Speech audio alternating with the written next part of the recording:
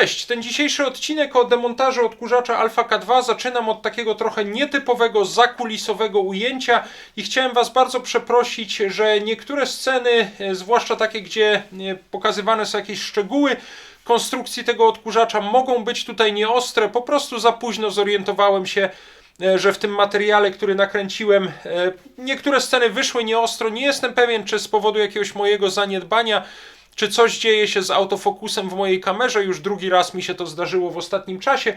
Niektóre sceny nawet nagrałem jeszcze raz, bo szkoda mi było pokazywać Wam na przykład połączenia przewodów, na których jest to praktycznie niewyraźne i niewidoczne. Także za to bardzo Was przepraszam. Mam nadzieję, że mimo wszystko ten odcinek o demontażu odkurzacza Alpha K2 będzie udany i ciekawy, a wszystko to, co ewentualnie wyszło nieostro w tym odcinku, postaram się w lepszej jakości obrazu pokazać w odcinku o montażu tego odkurzacza. Także zapraszam Was na wspólny demontaż odkurzacza Alpha K2. Najpierw pokażę Wam króciutko w takim dużym skrócie, co będziemy robić w tym odcinku, no a potem już po kolei weźmiemy się za demontaż tego odkurzacza. Taki odkurzacz Alpha K2 chyba z roku 1963. Także tymi odkurzaczami już się na kanale zajmowaliśmy. Worek na kurz nawet jest dosyć ciężki. No to spróbujmy zdjąć teraz tę pokrywę. Odkręcam na środku tę śrubkę, odkręcam drugi przewód idący do wyłącznika, ten idący do silnika i ten do gniazdka suszarki. Pokrywę mogę już odłożyć na bok. Że tutaj eksplodował kondensator przeciwzakłóceniowy, chyba z zakładów Bellma, taki charakterystyczny. Wyjmuję ten silnik, zaraz zobaczymy, jaki dokładnie jest to typ silnika. Silnik do odkurzacza typ SK5A1, też kilka takich silników oglądaliśmy. I to jest właściwie wszystko. Dosyć szybko udało się nam ten odkurzacz rozmontować. W bardzo ładnym stanie jest ten korpus odkurzacza w środku. Zobaczcie, nie jest to wcale zardzewiałe. No i tutaj mamy wyłącznik jeszcze na takiej gumowej poduszeczce. Włączone teoretycznie działa, aczkolwiek jakoś tak dosyć ciężko ten wyłącznik chodzi. One mają rozmiar 8 mm w szerszym miejscu na 6,3 mm w tym węższym miejscu. O, chwilkę mi to zajęło, ale udało mi się już tę szczotkę wyjąć. No ta jest bardziej starta. Cześć, ostatnio tutaj na kanale, jeżeli chodzi o odkurzacze, oglądaliśmy sporo zagranicznych modeli. Oglądaliśmy m.in. dwa całkiem fajne, zresztą ciekawe odkurzacze Electrolux z lat 70. i 80. wyprodukowane w Niemczech Zachodnich. Oglądaliśmy też taki włoski odkurzacz Queen Lux Turbojet, bardzo dumna nazwa, z lat 70.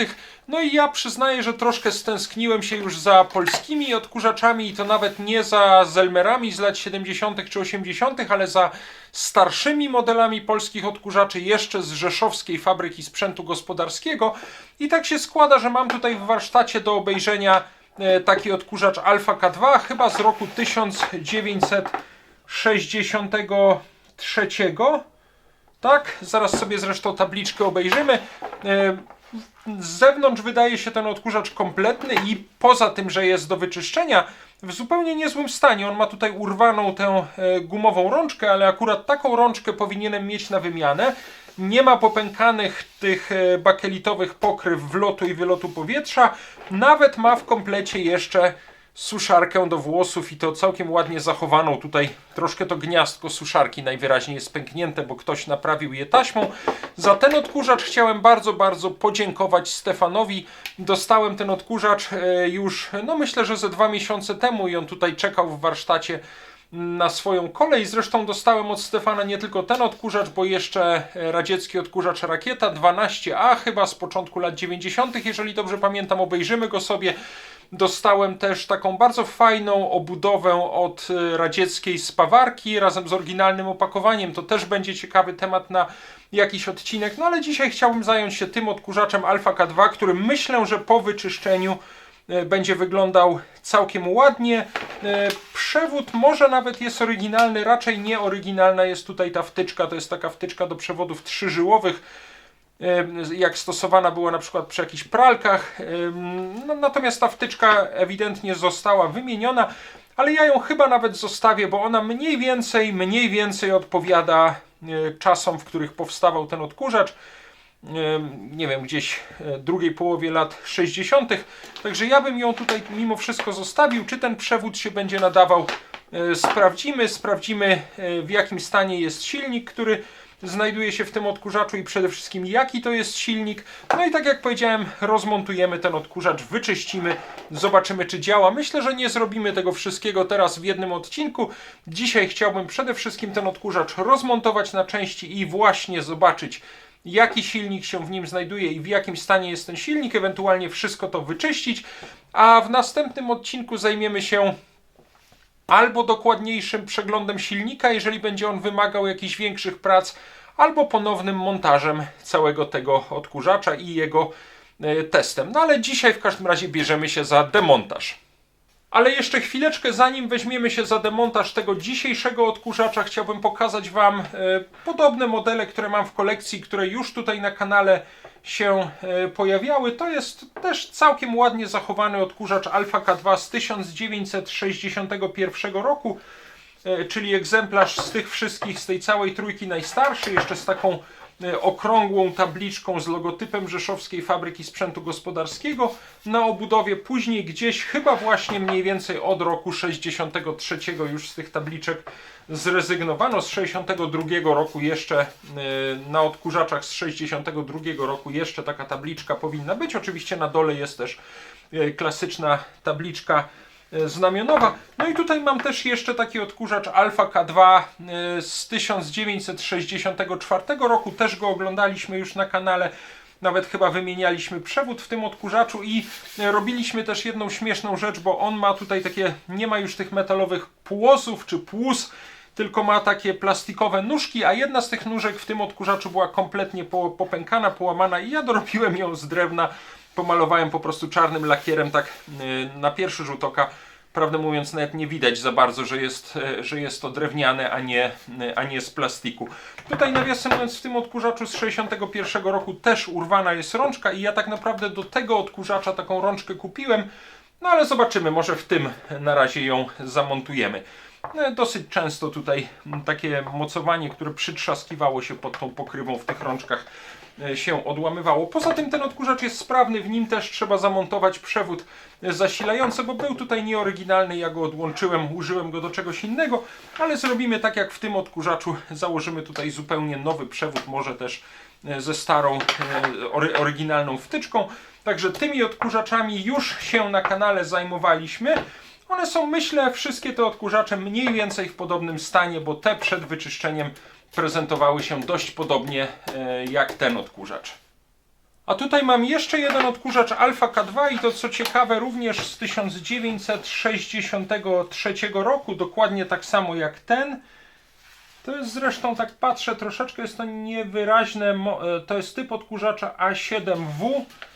Sprawdźmy, jakie jest oznaczenie typu. Tak, A7W, czyli dwa identyczne odkurzacze, natomiast no, ten jest w znacznie gorszym stanie. Przede wszystkim wymienione zostały tutaj pokrywy wlotu i wylotu powietrza. Tutaj już na tej pokrywie jest napis Predom Zelmer, ona jest zdecydowanie późniejsza, nie wiem, gdzieś pewnie z początku lat 70. Ta pokrywa także została wymieniona, prawdopodobnie ta rączka też została wymieniona, jest tutaj nieoryginalny wyłącznik. Zamiast takiego oryginalnego suwakowego jak tutaj, jakie używane były też na przykład we froterkach z Rzeszowskiej Fabryki Sprzętu Gospodarskiego, tutaj jest taki wyłącznik chyba ze wschodnio-niemieckiego odkurzacza Omega zamontowany. Ja mam nawet taki suwakowy, także podczas remontu tego odkurzacza tym się zajmiemy, wymienimy go, a przede wszystkim no, chciałbym zdobyć tutaj te pokrywy i założyć do tego odkurzacza też takie oryginalne czarne pokrywy. Także ten odkurzacz z 63 roku od Rafała, za który również bardzo, bardzo dziękuję. Na razie odstawiam z powrotem na półkę. Do niego jeszcze wrócimy, ale muszę najpierw zdobyć te pokrywy, żeby je w nim wymienić. Także tyle na razie tych innych odkurzaczy Alpha K2. Pokazałem tutaj tylko modele z pierwszej połowy lat 60., tych z drugiej połowy lat 60., które mam w kolekcji, na razie nie pokazywałem, bo one się jednak już dosyć znacznie różnią, mają inny logotyp, najczęściej są już inaczej malowane, nie taką szarą farbą młotkową. Oglądaliśmy tu już kiedyś na kanale odkurzacz Alpha K2 z 67 roku, taki ładny biały, czy w kolorze kości słoniowej, do którego zresztą też wrócimy, bo wyłącznik trzeba będzie w nim wymienić na oryginalny, na razie jest współczesny. Mam też bardzo ładny odkurzacz Alpha K2L, chyba z 1970 roku albo z 69, raczej z 70. Też się nim kiedyś zajmiemy, ale na razie zajmujemy się tym stosunkowo starym, stosunkowo dawnym odkurzaczem z 1963 roku.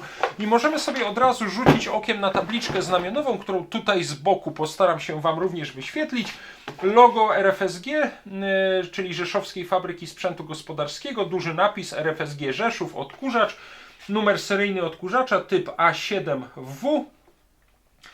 Napięcie znamionowe 220 V, 50 Hz częstotliwość sieci, 400 W silnik, prąd 1,8 A, praca C, czyli praca ciągła. Tutaj jest symbol, kwadratowy symbol urządzenia w drugiej klasie ochronności, czyli takiego, które nie wymagało trójżyłowego przewodu z przewodem ochronnym, czyli ewidentnie ta wtyczka jest nie od tego odkurzacza.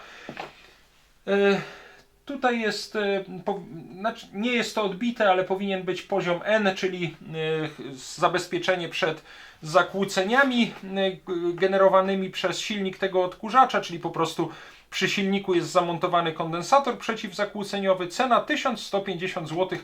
To były w owym czasie chyba najdroższe polskie odkurzacze, bo i odkurzacze Alpha 2, i oczywiście odkurzacze Gamma 2, małe ręczne odkurzaczyki, kosztowały, z tego co pamiętam, mniej. No i rok 0863, czyli sierpień 63 roku. Na dole jest symbol 087, 091. Przyznaję, że jakoś nie rozgryzłem do tej pory, co te symbole oznaczały. No i tutaj jest jeszcze znaczek kontroli technicznej. To jest wszystko, co na tym odkurzaczu mamy. Tak jak powiedziałem, w 63 roku, a przynajmniej już w tych odkurzaczach z drugiej połowy 63 roku, tutaj nie ma już tej okrągłej tabliczki z logo Rzeszowskiej Fabryki Sprzętu Gospodarskiego. Są takie namalowane paski czy szparunki, nie wiem, na tym odkurzaczu. No i to jest z zewnątrz chyba wszystko. Odkurzacz ewidentnie do wyczyszczenia, ale bardzo ładny. Tutaj z jednej strony, z drugiej nie, ale z jednej strony bardzo ładny napis Alpha K2. Urwana rączka. Najważniejsze, że nie ma tutaj nigdzie żadnych pęknięć na tych pokrywach. No to ja bym powiedział, że bierzemy się za demontaż tego odkurzacza. Może najpierw zaczniemy od zajrzenia do worka na kurz. O, pokrywa po wyczyszczeniu będzie naprawdę bardzo, bardzo ładna. Worek na kurz nawet jest dosyć ciężki. Wypełniony takim bardzo zbitym, pewnie od wilgoci też zbitym kurzem. Natomiast w środku, tu jeszcze był chyba zamontowany jakiś dodatkowy filtr na wlocie powietrza pomiędzy workiem a silnikiem, ale on kompletnie wygląda jakby spleśniał, nie wiem, trochę jakby go mole zjadły. Natomiast to, co już mnie bardzo cieszy, to to, że w środku ten odkurzacz właściwie nie jest bardzo zardzewiały. Tutaj troszeczkę na dole widać rdzy, ale jest w całkiem fajnym stanie. Widać tam już ten układ ssący silnika. Także to już jest dobry znak. To ja bym teraz postawił ten odkurzacz pionowo i wziąłbym się za odkręcenie tej pokrywy silnika. O, tutaj odkurzacz mam już postawiony pionowo. Zaraz odkręcę tutaj 4 śruby, które trzymają pokrywę silnika, tylko zrobię zbliżenie, żeby ta część była lepiej widoczna. No to bierzemy się teraz za odkręcanie tych 4 śrub.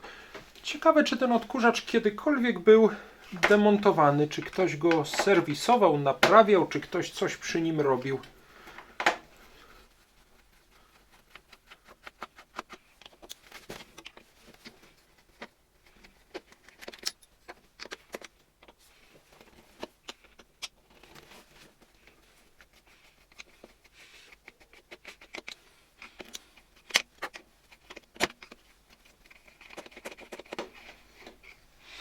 Ok, śruby mam już odkręcone. No to spróbujmy zdjąć teraz tę pokrywę. Ona jest jeszcze połączona tutaj 2 przewodami, które prowadzą do tego gniazdka elektrycznego suszarki do włosów. Zaraz wezmę malutki śrubokręcik i je tutaj odmontuję. Możemy sobie na wszelki wypadek, te połączenia są bardzo proste, ale możemy sobie na wszelki wypadek zrobić zdjęcie, w jaki sposób jest to wszystko tutaj połączone, żeby później zrobić to dokładnie tak samo. Chciałem wam pokazać te połączenia przewodów. Muszę przyznać, że to jest jedna ze scen, którą nagrywam po raz drugi, ponieważ za pierwszym razem okazało się, że obraz był bardzo nieostry. No nie wiem, sprawdziłem jeszcze raz ustawienia kamery. Teraz powinno być dużo lepiej, ale tutaj z boku wyświetlę wam też zdjęcie, które zrobiłem od razu po zdjęciu tej pokrywy. Tam widać oryginalny sposób połączenia tych przewodów. Ja starałem się go tutaj odtworzyć. Nie mamy tutaj takiej klasycznej porcelanowej czy plastikowej kostki przyłączeniowej, tylko mamy 3 takie śrubki, 3 takie styki. W tego typu odkurzaczach tak było. No i co? Tutaj mamy, z tej strony mamy przewód przyłączeniowy. Ta żółta żyła z przewodu przyłączeniowego łączy się z jednym z przewodów idących do wyłącznika. One są jeszcze w takiej czerwonej rurce osłaniającej, ochraniającej je. Tutaj wychodzi przewód idący od wyłącznika do tego środkowego styku i łączy się tak z jednym z tych pasiastych przewodów idących do silnika i z jednym z przewodów idących do gniazdka suszarki do włosów.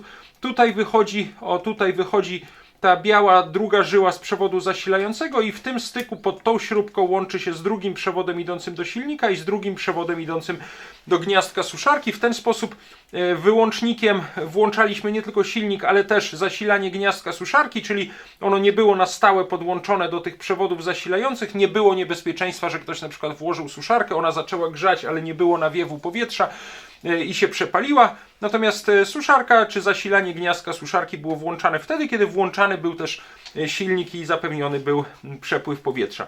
No to ja teraz odkręcam jeszcze raz, odłączam te wszystkie przewody, odłączam tutaj tę żółtą żyłę z przewodu zasilającego, ten przewód idący do wyłącznika. Odkręcam na środku tę śrubkę, odkręcam drugi przewód idący do wyłącznika, ten idący do silnika i ten do gniazdka suszarki. I odkręcam tutaj tę śrubkę, wyjmuję 3 przewody, ten idący do silnika, ten z przewodu zasilającego i ten idący do gniazdka suszarki. W ten sposób całą tę pokrywę mogę już odłożyć na bok. Te śrubki troszeczkę przykręcę, żeby one przypadkiem nie wypadły i nie zginęły. Mogę zdjąć teraz też tę bakelitową osłonkę silnika. Tutaj nawiasem mówiąc od razu widać, spróbuję to pokazać do kamery, mam nadzieję, że teraz będzie to widoczne i ostre, że tutaj eksplodował kondensator przeciwzakłóceniowy, chyba z zakładów Bellma, taki charakterystyczny.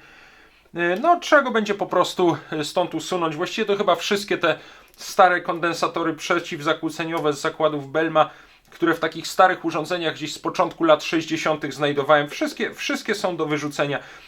Można oczywiście zamontować współczesny kondensator przeciwzakłóceniowy, ale równie dobrze ten silnik będzie działał także też bez tego kondensatora. Jest to urządzenie, które używamy, które właściwie znajduje się wyłącznie w kolekcji i nie jest na co dzień używane, więc tak naprawdę dzisiaj w obecnych warunkach ten kondensator nie jest tutaj strasznie niezbędny.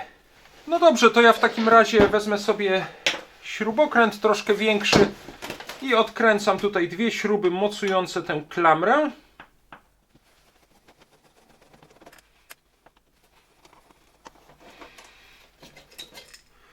Klamrę mam już zdjętą, mam zdjętą tutaj jeszcze taką poduszeczkę, która amortyzuje i dociska silnik.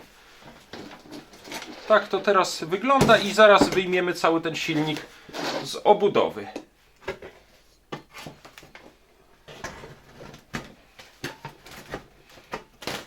Troszkę przechylę ten silnik, bo on tutaj się... O, już go wyjąłem, troszkę się zablokował. Wyjmuję ten silnik, zaraz zobaczymy, jaki dokładnie jest to typ silnika. Tutaj jeszcze w środku jest... Ona się tutaj dosyć mocno przykleiła, jest jeszcze taka gumowa uszczelka amortyzująca ten silnik. Zaraz ją też wyjmiemy, ale najpierw obejrzyjmy silnik.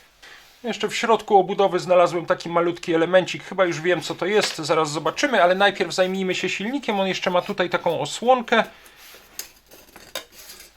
Te przewody też już są takie dosyć mocno sztywne. Tu jest jeszcze taka uszczelka. Do szczotek zaraz zajrzymy. Kondensator tak ewidentnie już wylał. Trzeba go będzie odciąć. Tym się też oczywiście zajmiemy, ale najpierw zobaczmy, jaki to jest typ silnika. Ja postaram się też wyświetlić z boku tabliczkę znamionową na silniku.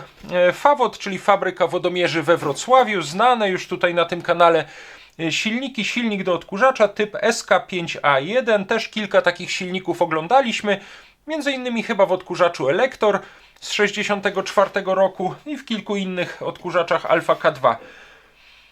220 V, prąd przemienny, prąd 1,8 A, 50 Hz częstotliwość sieci, 250 W to jest moc wydawana przez ten silnik. Tam na tabliczce znamionowej na obudowie odkurzacza jest 400 W, czyli moc pobierana przez ten silnik. 15 000 obrotów na minutę. Tutaj pod spodem jest taki symbol, to jest litera ETA oznaczająca sprawność silnika, w tym przypadku 0,62. Praca C, czyli praca ciągła, rok produkcji 1963. No i tu jest jeszcze numer tego silnika. Bardzo fajnie, już tak jak powiedziałem, tutaj silników z wrocławskiej fabryki wodomierzy, z Fawodu na kanale oglądaliśmy bardzo wiele i między innymi też co najmniej 2, a może 3 takie silniki typu SK5A1, aczkolwiek chyba jeszcze nigdy tych silników nie demontowałem. Zobaczymy, może dzisiaj będzie w tym odcinku, czy w następnym odcinku będzie właśnie okazja obejrzeć sobie dokładniej budowę tego silnika. Myślę, że tutaj bardzo fajnie widać wszystkie elementy tego rozmontowanego odkurzacza. Jeszcze nie zdjęliśmy tylko, ale to też zrobimy do wyczyszczenia tę obudowę wyłącznika. Mamy korpus odkurzacza, obudowę odkurzacza. Pokrywa wylotu powietrza z zasilanym gniazdkiem elektrycznym do podłączenia suszarki do włosów. Tutaj mamy suszarkę. Pokrywa wlotu powietrza, worek na kurz, jeszcze taki filtr dodatkowy, który był tutaj założony, klamra mocująca silnik, obudowa silnika, sam silnik typu SK5A1 z fabryki wodomierzy we Wrocławiu, również z 63 roku, tak jak cały ten odkurzacz, z uszkodzonym już tutaj kondensatorem przeciwzakłóceniowym z zakładów Belma w Bydgoszczy. Tutaj już widzę fragment logo Belma. Pokrywa silnika razem ze stykami do przyłączenia przewodów. I to jest właściwie wszystko. Dosyć szybko udało się nam ten odkurzacz rozmontować. Teraz oczywiście trzeba będzie to wszystko porządnie wyczyścić, a potem sprawdzimy, w jakim stanie są szczotki w tym silniku, usuniemy ten kondensator i zobaczymy, czy ten silnik działa i w jakim stanie są w nim łożyska. No i jeszcze przecież do tego rodzinnego zdjęcia różnych części od odkurzacza powinienem tutaj wyciągnąć tę uszczelkę, w której zamontowany jest silnik w obudowie. Już ją mam wyjętą, ona się tam trochę przykleiła. W bardzo ładnym stanie jest ten korpus odkurzacza w środku. Zobaczcie, nie jest to wcale zardzewiałe. W super stanie. Jaki leciutki teraz jest ten korpus odkurzacza. No i co? Ja bym jeszcze rozmontował tutaj tę całą obudowę i wyjął ten wyłącznik, bo będzie nam wtedy lepiej to wszystko wyczyścić. Chciałbym zrobić jeszcze jedną rzecz, czyli odkręcić tutaj tę obudowę wyłącznika. Przyznaję, że to jest też scena, którą powtarzam, bo zrobiłem to raz, ale okazało się potem, że jest to kompletnie nieostre, nie nadaje się do wykorzystania w filmie, więc robię to jeszcze raz. Odkręcam najpierw dwie śrubki trzymające tę rączkę, chociaż tak naprawdę nie muszę jej teraz demontować. One są dosyć długie, to chwilkę trwa, zanim je odkręcimy. O, już odkręciłem. Nawiasem mówiąc, tutaj znalazłem też w środku w obudowie odkurzacza taki malutki elemencik. Na początku nie byłem pewien, co to jest, a to jest przecież właśnie oderwany kawałek tej rączki. Najfajniej byłoby zamontować tutaj identyczną rączkę. Tak jak powiedziałem, ja taką mam, ona była przewidziana do innego odkurzacza Alpha K2, ale może tutaj ją na przykład wykorzystamy. Na razie to tak odkładam. I teraz odkręcę dwie śrubki trzymające tę obudowę wyłącznika. One tutaj od środka, trzeba włożyć rękę od strony tej komory worka na kurz. Tam są nakrętki po drugiej stronie. Albo kombinerkami, albo zwykle nawet ręką wystarczy te nakrętki przytrzymać. Już mam zdjętą nakrętkę i podkładkę. Zaraz ją nakręcę na te śruby, żeby one nie zginęły.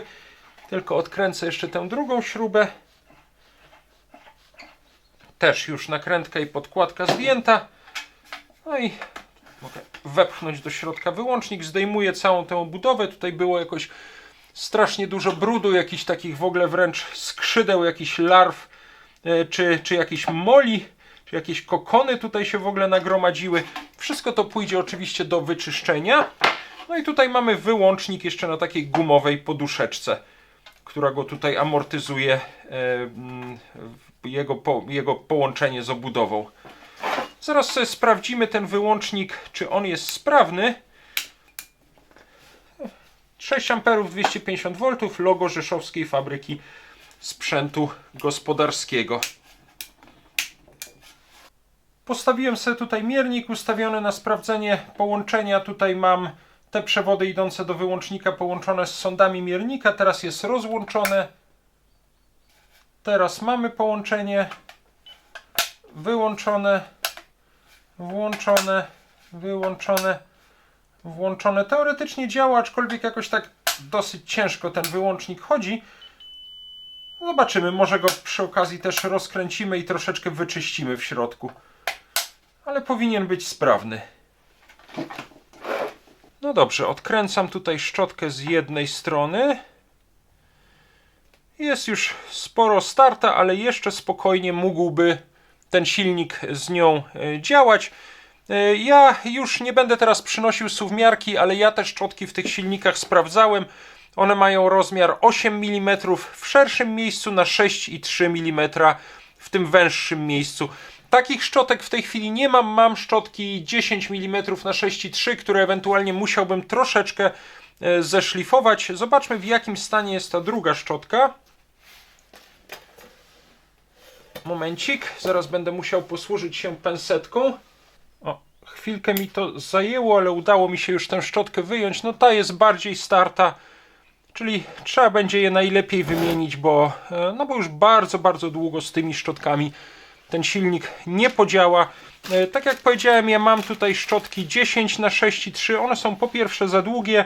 Na szerokość w tym węższym miejscu są nawet dobre, ale są za wysokie. Trzeba by wziąć po prostu papier ścierny, taki drobniutki i minimalnie te szczotki zeszlifować. Spróbuję zamówić szczotki 8 na 6,3. Jeżeli dokładnie takich nie znajdę, chociaż powinienem znaleźć, to po prostu tę szczotkę przetniemy pewnie na pół i zeszlifujemy troszkę z obu stron i też będzie tutaj akurat po dwóch stronach do zamontowania. No, myślę, że teraz dopiero całe to ujęcie odkurzacza rozłożonego na części jest kompletne, no bo jednak jeszcze odmontowaliśmy tutaj ten wyłącznik, obudowę wyłącznika, wyjęliśmy szczotki, sprawdziliśmy w jakim są stanie i że trzeba będzie je jednak zamówić. Także ja bym zaproponował, żebyśmy na tym ten dzisiejszy odcinek o demontażu tego odkurzacza Alpha K2, przepraszam, może tak go lepiej odwrócę, z 1963 roku, żebyśmy na tym ten odcinek zakończyli. Zrobiliśmy w sumie to, co na dzisiaj było w planach. Rozmontowaliśmy ten odkurzacz, zdiagnozowaliśmy, że na pewno do wyrzucenia jest tutaj kondensator przeciwzakłóceniowy, że są do wymiany szczotki. Czy ten silnik ma w dobrym stanie uzwojenia, to się dopiero okaże, jak wymienimy szczotki i spróbujemy go uruchomić, ale to zrobimy w jednym z kolejnych odcinków. Wyczyścimy też wtedy cały ten odkurzacz i jeżeli nie będzie dużo pracy przy tym silniku, to w kolejnym odcinku też ten odkurzacz zmontujemy, a jak nie, to zajmiemy się tylko tym silnikiem, a w jeszcze następnym odcinku już montażem całego wyczyszczonego odkurzacza. Nie ma się co spieszyć, w sumie fajnie się spędza czas przy tym urządzeniu i warto mu tego czasu troszeczkę poświęcić.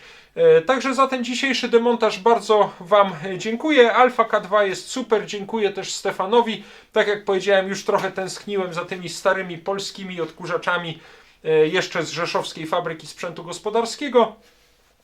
Będzie o tym odkurzaczu jeszcze co najmniej jeden odcinek o silniku i montażu, może nawet 2 odcinki. W międzyczasie obejrzymy sobie pewnie jeszcze z 1 albo 2 stare grzejniki, może jeszcze jakieś inne urządzenie. No a niedługo zaproszę Was właśnie na kolejny odcinek o tym silniku. Mam nadzieję, że będzie on dobrze działał. Dzięki za dzisiaj, za ten wspólny demontaż. Cześć i do zobaczenia.